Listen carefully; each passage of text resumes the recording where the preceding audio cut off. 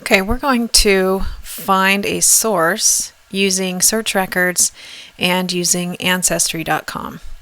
So again, when you are looking for sources, first place to start would be any record hints that Family Search has found for you. And for Richard Winter, I don't have any of those record hints right now. And then after that, what you should do is go down here to the search records box, and you can search in one of these four sites. Family Search is usually where I go first because those are the easiest to attach. But today we're going to talk a little bit about using Ancestry.com. So in the sources for Richard Winter, I have his christening record. I have his first marriage record, 2 records for that. I do not have a record attached for this marriage. And then I have the 51 census, 71, and 81. I do not have his actual death record, although I do have his find a grave, and it says he died in 1890. So the only census that I'm actually missing 2 census records that would have him in it, the 1841 England and Wales census and the 1861 England and Wales census. I'd like to maybe find those 2 records. I would also like to find a marriage record that proves this marriage right here. And so again, no record hints helping me out. So instead I'm going to go to Ancestry. So I go ahead and I click the Ancestry button, and it takes me, it opens up a new tab, and it takes me into Ancestry.com. It might ask you to log in, but I've already been logged in, so it went right here. It put all of that information from Family Search into its search engine, and it is put out all of these records. And so some of these we have previously seen are already attached to Family Tree. Here is the marriage record, right here, the Derbyshire marriage record. Another marriage record. Here's the 51 census, which we already have attached. And here is the 61 census. That is one that we do not have attached. So let's take a look at that. I'm going to go ahead and click on it. And Ancestry is great because you pretty much can see almost all of the sources there easily. Now let's take a peek at this census record and find the family here. Oh, okay, so this is going to be over 2 pages. So here is Richard Winter, and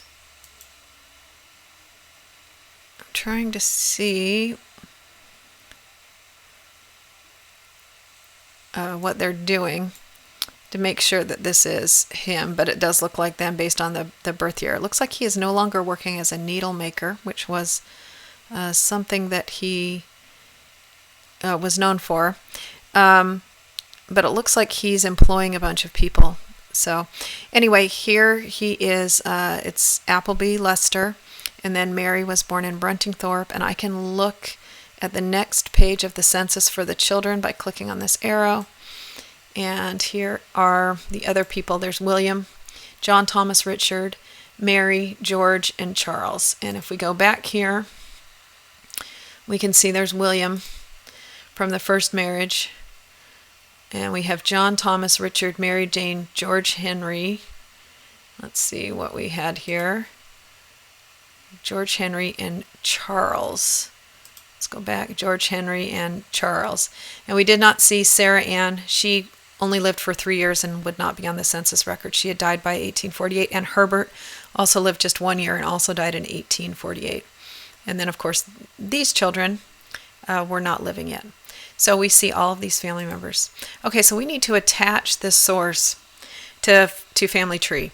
And unlike when we find sources in Family Search where we have the little review and attach button and we get the source linker and everything links up, we can't do that here.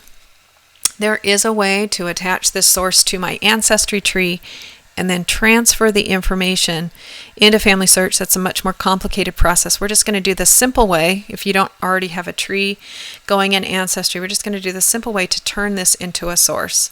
So I'm going to go ahead and just go back to the index of the source, which is where we are right here. And I'm going to just click over on my tab where my sources are. And I'm going to click this right here, create a new source. And when I go ahead and click on that, I'm going to get a little kind of a form that I'm going to fill out electronically. And so we're just going to literally cut and paste from the Ancestry site to create this source. So first we need a source title. So I'm going to go back over here and I'm going to copy this right here. And now I'm going to go back to Family Search and I'm going to paste that in here. So that's my source title. Now I could actually change that and just make it 1861 England Census. Whatever you want to do, it's fine. Okay, the next thing we want is the actual web page URL. So I'm going to go back to Ancestry and I'm going to highlight this whole thing up here. So I'm just going to right or left click on it. The whole thing highlights, and I'm going to right click and copy. Now I'm going to go back to Family Search and I'm going to right click and paste, and there is the URL. So that will take anyone who clicks on the source, it'll take them right to this page in Ancestry. Okay, where the record is found or the citation.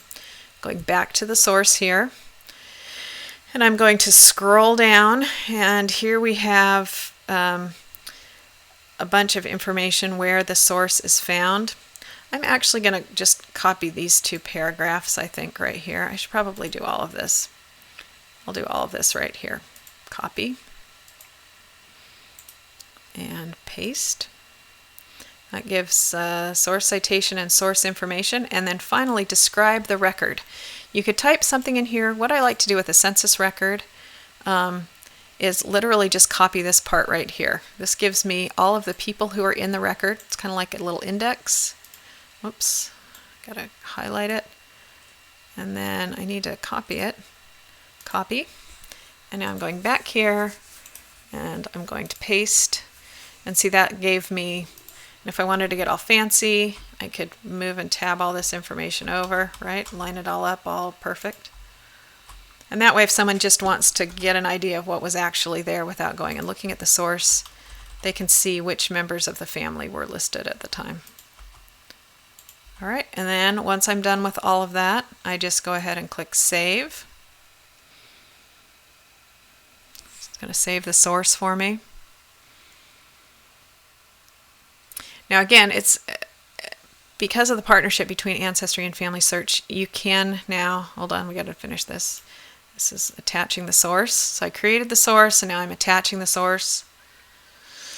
But because of the partnership, it's really easy if you create an Ancestry tree to attach sources to your Ancestry tree and then be able to just move those over with a simple click of the mouse into Family Search when you've linked the people from your Ancestry tree up to the people in your family tree. But that will be a future video. Okay, so now if I go to my sources down here, here is that 1861 England and Wales census. And notice that the icon is not the Family Search icon, it's a world icon because it's outside of Family Search. I'm going to go ahead and I like these all organized, so I'm going to put it right in here between the 51 and the 71 census. I just grabbed and dragged it, so here it is. And now if you click on it, you get, this is what it's going to look like. I created it today.